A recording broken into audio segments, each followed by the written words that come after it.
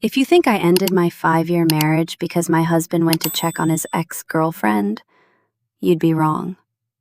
I ended it because he walked out of my pre-op room, leaving me alone with an IV in my arm and a terrified heart, exactly 13 minutes before I was wheeled into surgery, all because she had a minor fender bender. The third time, the nurse asked, "Is your husband still not here?" I was lying in pre-op with an IV taped to the back of my hand. I looked at the clock on the wall. 9:47 a.m. My surgery was scheduled for 10 o'clock. 2 hours earlier, Daniel had been holding my hand, promising he wasn't going anywhere. 1 hour earlier, his ex-girlfriend Rachel called. She had been in a car accident on the highway. The car hadn't rolled. She was conscious. She had a minor cut on her forehead, and the paramedics had taken her to an ER across town. When Daniel stood up, I thought he was just stepping into the hall to finish the call. Then he picked up his coat and his car keys. "Where are you going?" I asked, my voice shaking. "I'm going to check on her." His voice was gentle, like he was trying to keep me calm. "She hasn't been back in Chicago long. She's scared, and she's alone." My eyes dropped to the hospital band around my wrist. 7 months of agonizing pain had gone into waiting for this surgery. Daniel was a corporate attorney. He had cleared this entire day 2 weeks in advance. Last night, he had turned his phone to silent and said, "You go in. I'll handle everything else." Now he was leaving. "Daniel," I said. He stopped with one hand on the door. "My surgery is in an hour." For 1 second, I saw real conflict in his face. Then he came back, bent down, and kissed my forehead. "I'm just going to make sure she's okay. An hour, max. Your mom is coming around noon anyway, right?" My mother's flight had been delayed by a snowstorm. She wasn't landing until 10:30. Daniel knew that.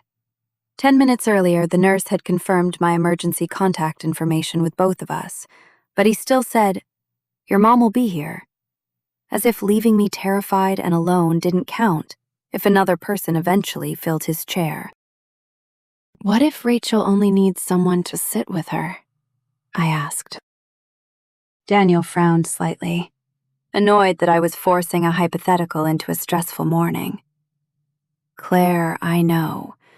I'm only going for a little while." I looked at him, and suddenly, I was just too tired to argue. "Okay." His shoulders visibly relaxed.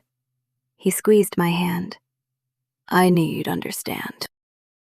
The door closed behind him. I stared at the ceiling, realizing for the first time how utterly cruel those 4 ordinary words could sound. At 10:15, I texted Daniel, "They're taking me in." Delivered. No reply. At 10:21, my mother called from the airport. The second I heard her voice, I broke down crying. As the nurse started wheeling me toward the operating room, she asked one last time, "Your husband isn't coming back before we start?" I watched the double doors at the end of the hall get closer. "Don't wait for him," I said. The surgery lasted a little over 3 hours. When I opened my eyes, my mother was sitting beside the bed, her coat still on. "What time is it?" I rasped. "Just after 3 o'clock. I looked at the table beside the bed. My phone was there. Daniel wasn't. My mother was quiet for a few seconds. Then she asked, "Where is he?" I closed my eyes. "With Rachel." She didn't ask who Rachel was. For the last 6 months, that name had appeared in my marriage far too often. Broken heaters, sick dogs, midnight tears. Every time Rachel had a problem, Daniel was there. Not because he was sleeping with her, but because whenever someone had to come second, Daniel chose the person he trusted to understand. Me. He finally arrived at the hospital at 7:13 that evening. And that was exactly when I decided to drop the bomb. He finally arrived at the hospital at 7:13 that evening. By then, I could sip water without getting sick. My mother was sitting beside my bed, peeling an apple. When the door opened, Daniel stood there in a wrinkled dress shirt, holding a paper bag from my favorite soup place. He looked at me, then saw my mother and froze. "Margaret, I'm sorry." "You don't need to explain anything to me." My mother cut him off, not even looking up. "I'm not the one in the hospital bed." The room went dead silent, except for the steady beep of my heart monitor. Daniel came to my bedside and touched my hand carefully. "How did the surgery go? Are you in pain?" "I brought soup." I stared at him. "How is Rachel?" He stopped. "Mild concussion, 4 stitches. The CT scan was clear." "Was she alone?" "Her coworker got there later." "What time?" I asked. Daniel hesitated. "Around noon." My surgery had started a little after 10:20 and ended after 1 o'clock. I gave him a small, humorless smile. "So, her coworker got there at noon. Why did you get here after 7 p.m.? "Rachel was upset," he stammered, scrambling for his usual bulletproof excuses. "The police needed a statement. Her car had to be towed. Insurance was calling, and I thought if I left her..." "What about me?" He stopped abruptly. For the first time in our 5-year marriage, I didn't let him fill the silence with a reasonable explanation. "Daniel, what about me?" I repeated, my voice eerily calm. "When you decided Rachel shouldn't be alone dealing with a tow truck, did it cross your mind, even for 1 minute, that maybe your wife didn't want to be alone going under the knife?" The color completely drained from his face. My mother set the half-peeled apple on the table and quietly walked out of the room. Daniel sat down, pressing a hand to his forehead. "She had just been in an accident, Claire. She called me, crying. I was only trying to..." "You don't need to explain why Rachel needed you," I interrupted. "I've heard those explanations for 6 months. Her heat went out, so she needed you. Her dog got sick, so she needed you. She couldn't sleep after her divorce, so she needed you. Today she got into an accident, so she needed you." I paused, letting the weight of my words crush him. Every single time, you had a perfectly sympathetic reason. And every reason sounded so justified that, if I objected, I became the cruel, insecure wife. "Claire, I swear to God, there is nothing going on between Rachel and me." "I know," I said flatly. That caught him off guard. "I never thought you were sleeping with her." He blinked, confused. "Then what?" "That's what makes this worse," I said, my voice breaking just a fraction before turning to ice. "You weren't drunk. You didn't lose control. You didn't make one impulsive, stupid mistake. You were completely sober, completely clear-headed, and you consistently decided that her minor inconveniences were more urgent than my absolute terror." "That's not what I was doing," he pleaded. "Then what were you doing?" His mouth opened, but nothing came out. There was no defense left. I turned my head toward the window. Chicago gets dark early in March, and my pale reflection stared back at me in the glass. "When I'm discharged," I said quietly, "we need to talk about divorce." Daniel stared at me as if I had just spoken a foreign language. "What? You want a divorce? Because of today?" I closed my eyes, feeling a profound, heavy peace wash over me. "It's not because of today, Daniel. Today just made me finally understand the last 6 months." I expected the sleepless nights to be the hardest part of leaving my husband. Instead, it was the ghost of a 5-year habit at 2 o'clock in the morning. When I was discharged from the hospital, I didn't go back to our house in Lincoln Park. My mother took me home with her. She had raised me alone while running Bennett Living, a regional home furnishings company my late father started.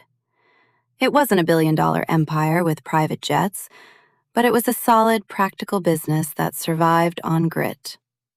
I had stepped away from it years ago as my endometriosis worsened and my marriage took over my time. Daniel had always been supportive in those years, which was why I couldn't just paint him as a simple villain. He had been genuinely good to me until his priorities were tested. On my second night at my mother's house, I woke at 2 a.m. with a sharp pulling pain around one of my surgical incisions. Still half asleep, I reached for my phone. My thumb found Daniel's name purely by muscle memory. For 5 years, whenever I woke up in pain, he was the one who got out of bed. He heated water, found my medication, checked the time on my last dose, and sat beside me until I fell asleep again. His contact was open. The call button sat right under my thumb. I stared at the glowing screen in the dark for several seconds. Then, I backed out of the app. I eased myself out of bed, walked to the dark kitchen, poured warm water, took my prescribed medication, and returned to my room with a heating pad. My decision to divorce him was crystal clear, but my body still remembered 5 years of reaching for him whenever I hurt. The habit hadn't disappeared, but I refused to feed it. On my 3rd day home, my attorney sent the first draft of the divorce agreement. We didn't have children. Our assets were fairly clean. There was no dramatic war over money. The hardest part was that Daniel simply refused to accept that the marriage was actually ending. For the next several days, he parked his car across the street from my mother's house. He never pounded on the door or yelled from the sidewalk. He just sat in the driver's seat and waited. Sometimes for 20 minutes, sometimes for an hour. By the 4th afternoon, my mother had run out of patience. "Do you want me to call the police?" she asked, glaring out the window. "No," I said. That evening, I grabbed my coat and walked outside. The second Daniel saw me, he jumped out of the car. "You shouldn't be walking this far yet. You just had surgery," he fretted, moving toward me. I ignored his concern and held out a thick document envelope, the divorce draft. He looked at it, his hands dropping to his sides. He wouldn't take it. "Claire, please. Can we not make this decision while you're still recovering? I know you're hurt." "It's not hurt," I cut him off, my voice steady. "It's clarity." His eyes were bloodshot. "I can change. I won't get involved in Rachel's problems anymore. I won't take her calls. I'll block her tonight if that's what you need." I shook my head, feeling a wave of exhaustion hit me. "You still don't understand." "Then tell me!" I looked at him for a long moment, the cold March wind whipping between us. "I don't want a marriage where you only learn to protect it once I'm standing at the door." His jaw tightened. And this isn't really about Rachel, I continued. If it wasn't Rachel, it would eventually be someone else you decided was more vulnerable, more urgent, more in need of rescuing. As long as you keep assuming I'll just understand, you will make the exact same choice. I never assumed you would wait forever, he pleaded. You did, I said. He started to shake his head, but I stopped him. You said it yourself right before you walked out of my hospital room. I knew you'd understand. Daniel went completely, terrifyingly still. The realization finally hit him. I set the manila envelope on the roof of his car. Sign it when you're ready, I said. Have your attorney contact mine. I turned back toward the house. He didn't follow me. That was the first time in our marriage I walked away from Daniel and saw him truly understand that an apology wasn't going to be enough. For years, I had pushed every important milestone into a mythical time zone called later. Later when my health was stable. Later when my marriage settled down. Now, later had finally arrived, and the empty space it left behind was terrifying. 6 weeks after my surgery, my doctor cleared me to gradually return to normal activity. On the drive home, my mother glanced at me from the driver's seat. I have a quarterly operating meeting today, she said casually. Come listen. If none of it makes sense, that's fine. That afternoon, I sat in the back row of a massive conference room at Bennett Living headquarters. The numbers were grim. Store traffic had declined for 3 straight quarters. E-commerce was growing fast, but bleeding money. Massive warehouses were stuffed with bulky furniture that hadn't moved in 2 years. After 2 hours of listening to executives make excuses, I raised my hand. Why are the 5 best-selling products on the website consistently out of stock in our physical stores? The room went dead quiet. Tom, the head of retail operations, looked at me, then at my mother. Store ordering is based on regional manager forecasts, Tom said, offering me a patient, patronizing smile. It was the exact smile experienced executives give the owner's clueless daughter. Not online demand. Retail is a bit more complicated than reading a dashboard, Claire. My face flushed hot with embarrassment. I looked at my mother, expecting backup. She didn't defend me. She just looked at me and said, "If you want to know why, go to a store." So, I did. The next morning, I drove to one of our lowest performing suburban locations. I planned to stay for half a day. I stayed for 6 weeks. I didn't sit in the manager's office. I stood at the register. I unpacked deliveries with the warehouse team. I went on home measurement visits with the sales associates. And that was where I found the disconnect. Customers loved the furniture, but they hated the logistics. The sofas were beautiful, but couldn't fit into older apartment building elevators. Delivery took 6 weeks. Returns were expensive. No one wanted to drop hundreds of dollars on a piece that looked perfect online, but couldn't clear their front door. I drafted a proposal. Turn our slow-moving, oversized display section into a dedicated, small apartment showroom. The store manager hated it. Headquarters has never merchandised this way. Then let's test it for 30 days, I countered. I boldly forecasted a 12% lift in sales for the category. A month later, the results came in. I got a 3% lift. It wasn't a total disaster, but it was close enough to failure to make me feel humiliated. I took the raw data back to headquarters and sat alone in the small, dark office until 9 p.m., scouring the spreadsheets line by line. Before I packed up to leave, I opened my laptop and clicked on the shared family calendar I still had with Daniel. I had been meaning to unsync it for weeks. There, sitting on a date 6 weeks in the past, was a single entry. Claire's surgery, 10 a.m. Daniel staying all day. I stared at that lie for a long time. Then, I hit delete. I removed myself from his calendar entirely. I looked back at the 3% sales lift on my screen. This was a problem I could actually do something about. My mother walked past the office and saw me sitting in the glow of the monitor. Regretting this yet? A little, I admitted. Then go home, she said, leaning against the door frame. If you came here to prove that divorce made you powerful, you can leave now. Business does not care that somebody hurt your feelings. My cheeks burned.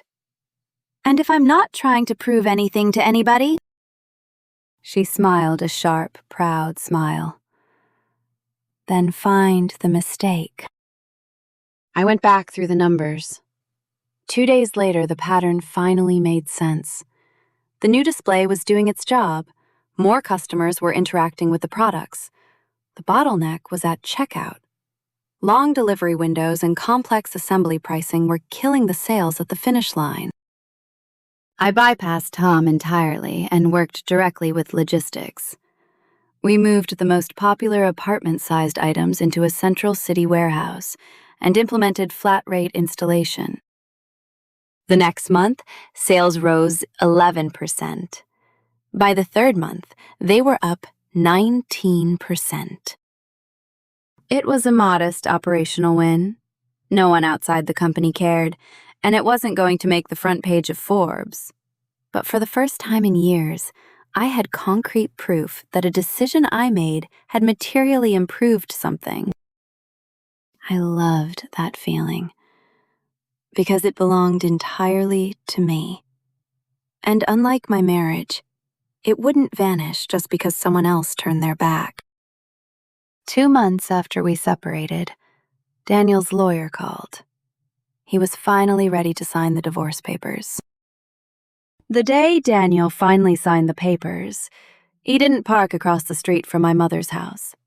He asked me to meet him in a coffee shop downstairs from his attorney's office. I went. When I walked in, I noticed he looked thinner. The signed documents were already resting on the small table between us. I agreed to your proposal on the house, he said quietly, his eyes avoiding mine. The investments, too. Everything can be divided exactly the way the attorneys outlined. Okay. I have one question, he said, finally looking up. Ask. He stared down at his coffee cup, his fingers tracing the rim. If I had stayed at the hospital that day, would we still have ended up here? I thought about it for a long time. The noise of the espresso machine and the chatter of the cafe seemed to fade away. Maybe not that quickly. I gave him a sad, bitter little smile. But the problem was already there. So, yes. He nodded slowly, absorbing the blow. Rachel told me later, she never asked me to stay all day. Once her coworker got there, she told me I could leave. I was the one who stayed, to deal with the police report, the insurance, the towing. I figured. Daniel looked up, his eyes narrowing not in anger, but in profound pain. You always believed you were the only person she could rely on, I said softly. But most of the time, she did have other people. She just knew you would come. Do you think I was still in love with her? He asked. I don't know. I wasn't, he answered far too quickly. I looked at him, feeling a sudden wave of exhaustion. Daniel, I don't need to know anymore. His eyes filled with tears. For the last 2 months, I've been asking myself whether I had an emotional affair. Before this, I thought if there was no flirting and no physical relationship, then I hadn't crossed a line. He swallowed hard. My therapist asked me why, every time Rachel had a problem, I had to be the person who solved it. That was the first I had heard he was seeing a therapist. At first, I said it was because she needed help. Daniel gave a short, humorless laugh. Then my therapist asked if she had other people she could call. Why did I still feel so responsible? And I realized I liked being needed, especially by someone who had once been that important to me. It made me feel useful, important. He looked down in shame. I kept telling myself that because I wasn't in love with her, it didn't count as disloyalty. Then my therapist asked me to imagine you dropping everything for an ex-boyfriend every time he had a bad day. Daniel shook his head. I couldn't even tolerate the thought. I was quiet for a long moment. That's good. You understand it now. But too late for us. Yes. He didn't beg. He didn't ask me to come back. He only pushed the signed divorce documents across the table toward me. I'm sorry, Claire. For the first time since the hospital, I believed him. And for the first time, I also understood that believing someone's apology and handing them your life again were two completely different things. I picked up the papers. I accept your apology. For a split second, a desperate, bright hope flashed across his face. Then I added, but I'm not coming back. The light in his eyes instantly died. He nodded once, his voice cracking. I know. After the divorce was finalized, I received one short email from Rachel. Her note was a pathetic attempt at clearing her own conscience. She swore she and Daniel had never crossed a physical line, but admitted that calling a married ex every time she was in trouble had been inappropriate. She claimed Daniel had just felt familiar and safe, the one person in Chicago she was sure would never tell her no. Her last sentence was, I know that isn't a good enough excuse. I replied with the only 2 words she deserved. I know. Then, I closed the message and deleted the thread. There was nothing else to settle between us. Rachel had not been the person responsible for protecting my marriage. Daniel had. I had spent months waiting for a hotel receipt or a secret kiss before trusting my own gut. I was never going to do that again.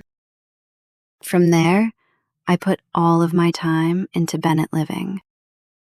My mother didn't hand me a glamorous title or an executive corner office. I finished the store project, moved into e-commerce, and then spent 6 grueling months rotating through supply chain and inventory planning. The first time I negotiated directly with a supplier, I let a polished sales executive talk me into a minimum order that was way too large. Back at headquarters, our CFO asked in front of my mother and the entire executive team, if this inventory doesn't sell, who owns the mistake? I do, I said, holding his gaze. Some of it didn't sell. I didn't ask my mother to bury it inside another department's budget. My team and I built promotions, created bundles, moved product through outlet channels, and cleared the inventory. The margin looked ugly, but the inventory came off the books. At the next quarterly review, I put my costly mistake right on the first slide of my presentation. After the meeting, Tom, the operations head who had once told me retail was more complicated than a dashboard, walked over to me. "You finally look like you actually work here," he said. I laughed. "I didn't before." "Before, you looked like the owner's daughter visiting for the experience." Tom was blunt, and a year earlier, the comment might have embarrassed me. This time, it didn't. Because he was exactly right. A year later, I led a brand new product line aimed at younger urban renters. We stopped designing expensive matching sets and started dealing with the harsh realities of small apartments. That meant clear dimensions, faster delivery, and modular pieces that could actually survive a move. In development meetings, I kept bringing the conversation back to practical annoyances. Old elevators, narrow stairwells, and whether one person could move a sofa without calling 3 friends. A few board members thought I was obsessing over trivial details. I told them, our customers' lives are made out of details. The launch was solid.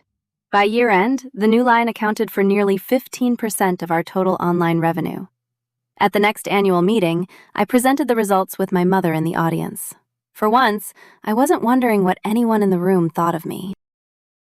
When I finished, my mother waited until the room had mostly emptied. Then, she walked up and hugged me tight. "Your father would be so proud," she whispered.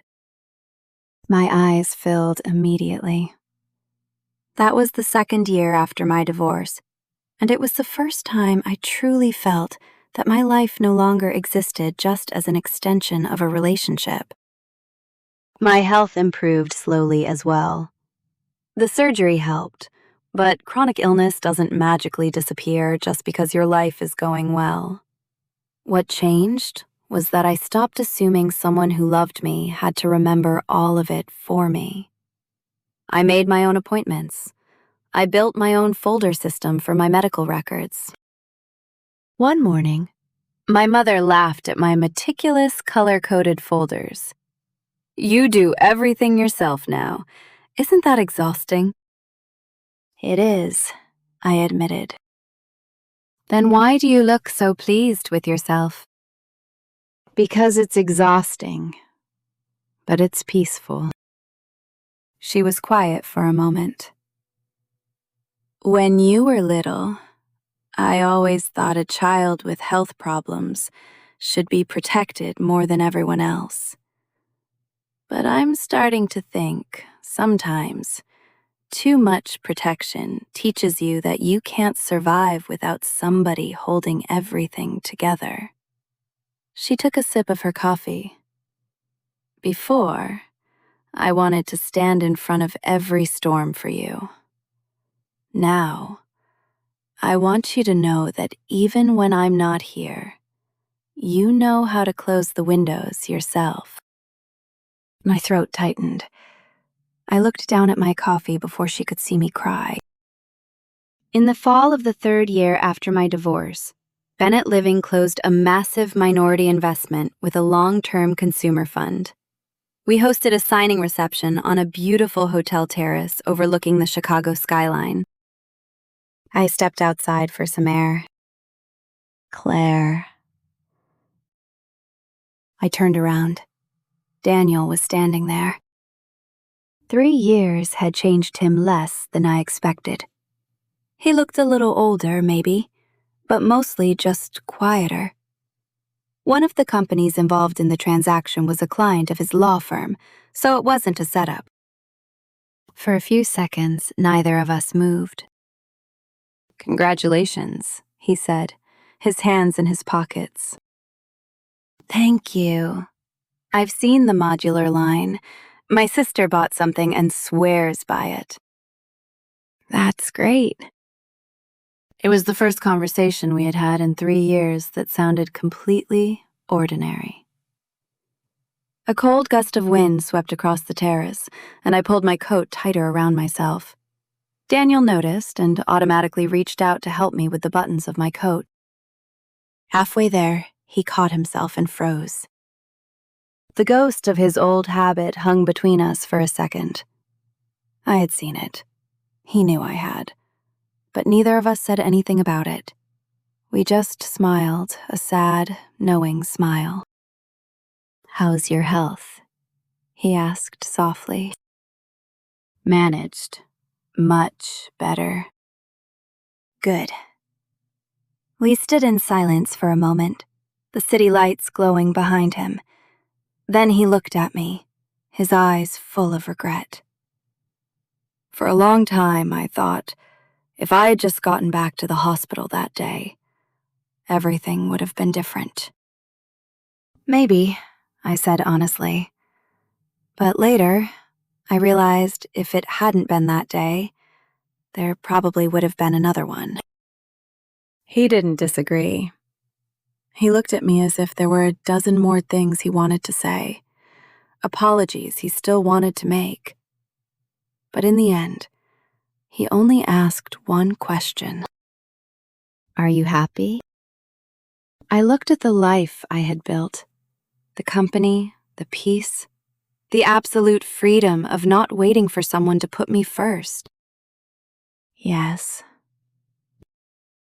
Daniel nodded, a bittersweet resignation settling over him.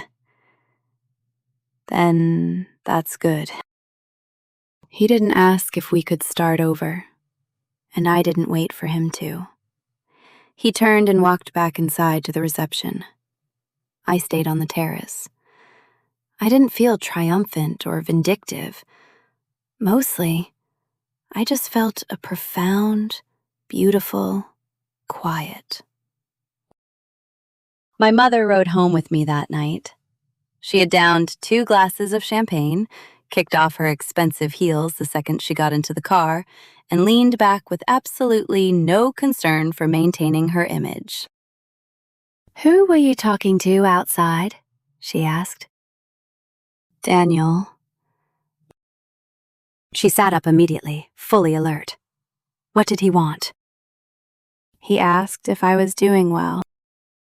"And what did you say?" I smiled, looking out at the city lights reflecting across the windshield. I said yes. She stared at me for 2 seconds, then leaned back into her seat and closed her eyes. Good.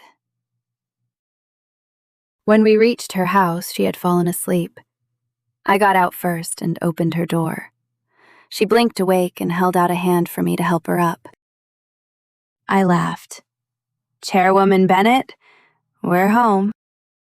She stepped out of the car and immediately corrected me. "You run day-to-day operations now. Stop calling me chairwoman." "Then what should I call you?"